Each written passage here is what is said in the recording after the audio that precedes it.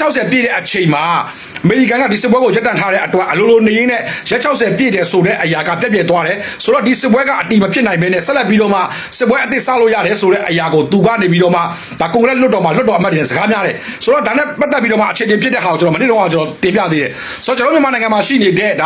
ကိုတက်မတွေပြောတဲ့အရာကလည်းဒါအမေရိကန်ရဲ့တမိုင်းမှာလည်းမရှိဘူးအမေရိကန်ရဲ့ဥပဒေမှာဒါမျိုးကလောက်ပိုင်ခွင့်မရှိဘူးဆိုပြောဆိုတာတွေ့ရတယ်ဆိုတော့မနေ့တော့ကအမေရိကန်သမ္မတဒေါ်နယ်ထရန့်ကဒါမနေ့ညပါအောင်เนาะဒါသူတို့ရဲ့နေ့အားလုံးပဲမင်္ဂလာပါခင်ဗျာကျွန်တော်တို့မြန်မာသုတ channel မှာကြိုဆိုလိုက်ပါတယ်ခင်ဗျာဒီနေ့ဒီဗီဒီယိုမှာဆိုရင်ဖြစ်ကျွန်တော်တို့မိတ်ဆွေတို့ဘူသုတအကျိုးတစုံတရာရရှိမယ်လို့မျှော်လင့်ပါတယ်ခင်ဗျာအဲဒါကြောင့်မို့ကျွန်တော်နဲ့အတူတူဆုံးအောင်လိုက်ပါကြည့်ရှုဖို့ဖိတ်ခေါ်လိုက်ရပါတယ်ခင်ဗျာ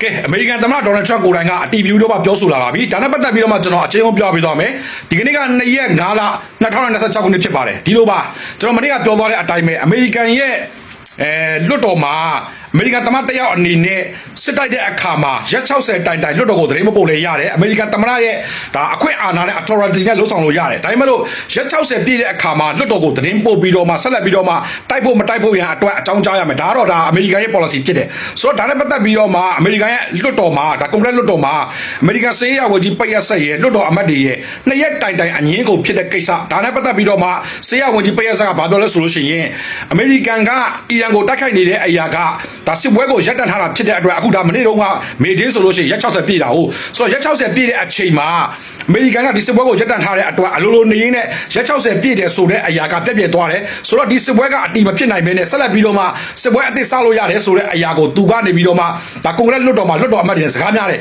ဆိုတော့ဒါနဲ့ပတ်သက်ပြီးတော့မှအခြေတင်ဖြစ်တဲ့ဟာကိုကျွန်တော်မနေ့တော့ကျွန်တော်တင်ပြသေးတယ်ဆိုတော့ကျွန်တော်မြန်မာနိုင်ငံမှာရှိနေတဲ့ဒါကိုတက်မတွေပြောတဲ့အရာကလည်းဒါအမေရိကန်ရဲ့တမိုင်းမှာလည်းမရှိဘူးအမေရိကန်ရဲ့ဥပဒေမှာဒါမျိုးကလောက်ပိုင်ခွင့်မရှိဘူးဆိုပြောဆိုတာတွေ့ရတယ်ဆိုတော့မနေ့တော့ကအမေရိကန်သမ္မတဒေါ်နယ်ထရန့်ကဒါမနေ့ညပါအောင်เนาะဒါသူတို့ရဲ့နေ့တဲ့အချိန်ပေါ့အမေရိကန်သမ္မတဒေါ်နယ်ထရန့်ကိုယ်တိုင်ကလွှတ်တော်ကိုဘာပြောလဲဆိုလို့ရှိရင်အမေရိကန်ကအီရန်ကိုတိုက်ခိုက်နေတဲ့အရာကပြီးခဲ့တဲ့ဖေဖော်ဝါရီ28ရက်နေ့တိုက်ခိုက်တယ်ဒါမနေ့တော့မေဒင်းဆိုလို့ရှိရင်တလားရက်60ပြည့်ပြီဆိုတော့စစ်တိုက်ဖို့ရန်အတွက်ဆက်လက်ပြီးတိုက်မယ်ဆိုလို့ရှိရင်လွှတ်တော်ကိုအတီးပြုတ်ရမယ်လွှတ်တော်ကိုအတီးပြုတ်ရမယ်အရာအတွက်အမေရိကန်ရဲ့စစ်သားတွေကိုပြန်ရုပ်သိမ်းမလားဒီစပွဲကိုရက်စဲမလားဒါမှမဟုတ်လို့ရှိရင်လွှတ်တော်အတီးပြုတ်ဖို့ရန်အတွက်စောင့်ဆိုင်းရမယ်ရက်30ပေါ့နော်စောင့်ဆိုင်းရမယ်လွှတ်တော်ကအတီးပြုတ်မှဆက်ပြီးတိုက်လို့ရမယ်ဆိုတဲ့အရာကိုဒေါ်နယ်ထရန့်ဘာပြောလဲဆိုလို့ရှိရင်ဒီအေဗယ်လ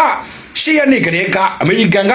ီရန်နဲ့အပြစ်ရက်စဲထားတာဖြစ်တယ်ဆိုတော့အပြစ်ရက်စဲထားတာဖြစ်တဲ့အတွက်အခုရက်60ပြည့်သွားတော့ညာလဲတိုက်ခိုက်မှုကမရှိဘူးဆိုတဲ့အတွက်ဒီဥပဒေကအတီမဟုတ်ဘူးဆိုဒေါ်နယ်ထရန့်ပြောဆိုတယ်ဆိုတော့မနေ့တုန်းကမှစပြီးတော့မှ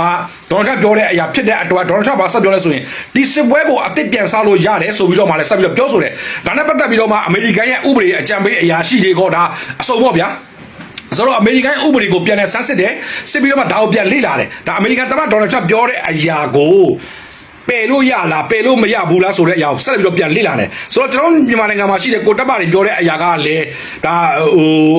ဒေါ်နယ်ထရန့်နဲ့ပိတ်ရက်ဆက်ပြောတဲ့အရာကမှားယွင်းနေတယ်ဆိုပြီးတော့မှပြောတာရှိတယ်ဆိုတော့ဘယ်လိုပဲဖြစ်ဖြစ်ဗျာကာယကရှင်တွေဖြစ်တဲ့လွတ်တော်အမတ်တွေနဲ့ဒါကျွန်တော်ဘယ်သူမှလည်းပြောတာမဟုတ်တော့အခုလက်ရှိဖြစ်ပေါ်နေတဲ့အရာကိုပြောတာကာယကရှင်ဖြစ်တဲ့အမေရိကန်နိုင်ငံမှာရှိနေတဲ့လွတ်တော်အမတ်တွေနဲ့အမေရိကန်သမ္မတနဲ့အမေရိကန်စေရဝန်ကြီးနဲ့တောင်မှအခုချိန်ထိဒီဥပဒေကိုပြန်ပြီးတော့မှလေ့လာနေတော့ရှိသေးတယ်ဆိုတဲ့အတွက်စောင့်ကြည့်ဖို့ရန်အတွက်ဖြစ်တယ်ဆိုတော့အခုဒေါ်နယ်ထရန့်ပြောတဲ့အရာကိုစေရဝန်ကြီးပိတ်ရက်ဆက်ပြောတဲ့အရာကောကဒါစစ်ကိုဆက်လက်ပြီးတော့မှတိုက်ဖို့ရန်အတွက်ဒါအမေရိကန်သမ္မတတယောက်အနေနဲ့ authority အနေနဲ့ပြန်ပြီးတော့မှအစပြုလို့ရတယ်ဆိုတဲ့အရာကိုသူတို့ကအတီးပြုတ်ခြင်းတယ်ဒါပေမဲ့လွတ်တော်ထဲမှာတော့ဒီအရာကိုအတီးပြုတ်ကိုခွင့်မပြုဘူးဒါအပြစ်ကရဆဲထားတာမှန်ပေမဲ့လေဒီစစ်ကြီးကဆက်သွားနေတယ်ဆိုပြီးတော့မှဒါလွတ်တော်အမတ်တွေကပြောဆိုတာတွေ့ရတယ်ဆိုတော့ဆက်လက်ပြီးတော့ဘာဆက်ဖြစ်မလဲဆိုစောင့်ကြည့်လို့လည်းဖြစ်တယ်ဆိုတော့ဒီထဲမှာမနေ့တုန်းကလည်းဆက်ပြီးပြောတဲ့အရာကအစ္စရေးဝန်ကြီးချုပ်ဘင်ဂျမင်နေတန်ယာဟုကလည်းဆက်ပြီးပြောတယ်ဘာဖြစ်လို့ဆိုရင်မနေ့ကရက်60ပြည့်သွားတာမှန်တယ်ဒါပေမဲ့လို့စစ်ကိုရပ်တန့်ထားတာဖြစ်တဲ့အတွက်ဒါသူပြောတာတော့ဒါပြီးခဲ့တဲ့အေဗလာ10ရက်နေ့အမေရိကန်သမ္မတဒေါ်နယ်ထရန့်ပြောတဲ့အတိုင်းပဲအေဗလာ10ရက်နေ့ကတည်းကစစ်ကိုရက်ဆဲထားတာဖြစ်တဲ့အတွက်ရက်60ပြည့်သွားသည့်တိုင်အောင်ဒါစစ်ကမဖြစ်ခဲ့ဘူးဆိုသူကပြောဆိုတယ်ဆိုတော့စစ်ကိုအသက်ပြန်ဆရအောင်ဆိုပြီးတော့မှသူကကြိုးဆိုပြီးတော့သူကပြောဆိုတာတွေ့ရတယ်ဆိုတော့ဒါနဲ့ပတ်သက်ပြီးတော့မှမတ်မှာရေးပေးခဲ့လို့ရတယ်ဒါအမေရိကန်သမ္မတဒေါ်နယ်ထရန့်ရဲ့စေရဝန်ကြီးရဲ့ပြောတဲ့အရာကရက်60ပြည့်သွားသည့်တိုင်အောင်သူတို့ကပြီးခဲ့တဲ့အေဗလာ10ရက်နေ့တုန်းကအပြစ်ကရဆရာဖြစ်တဲ့အတွက်ဒါကြီးကအတီမဟုတ်ဘူးလို့သူပြောတာတစ်ချက်ရဲ့လွတ်တော်အမတ်တွေပြောတဲ့အရာက အပြစ်ကရစ်စစ်ထားတော့ညာလဲစစ်ကဆက်လက်ပြီးတော့တွားနေတာဖြစ်တဲ့အတွက်ရက်60ပြည့်သွားပြီဖြစ်တဲ့အတွက်လွတ်တော်ကိုသတင်းပို့ရမယ်ဆိုတဲ့အရာရဲ့ဘယ်ဟာကပိုပြီးမှန်လဲဆိုတဲ့အရာမတ်မှာရေးပေးခဲ့လို့ရပါတယ်လို့ကျွန်တော်ပြောပေးချင်ပါတယ်ဗျဒီကနေ့က2ရက်5လ2026ခုဖြစ်ပါတယ်လို့ဆက်လက်ပြီးတော့သတင်းလူများချက်တော်တက်ဆက်ပေးမယ်ကျွန်တော်ပေလေးကို like and follow လုပ်ထားဖို့မမေ့ပါနဲ့လို့ကျွန်တော်ပြောပေးချင်ပါတယ်ဗျ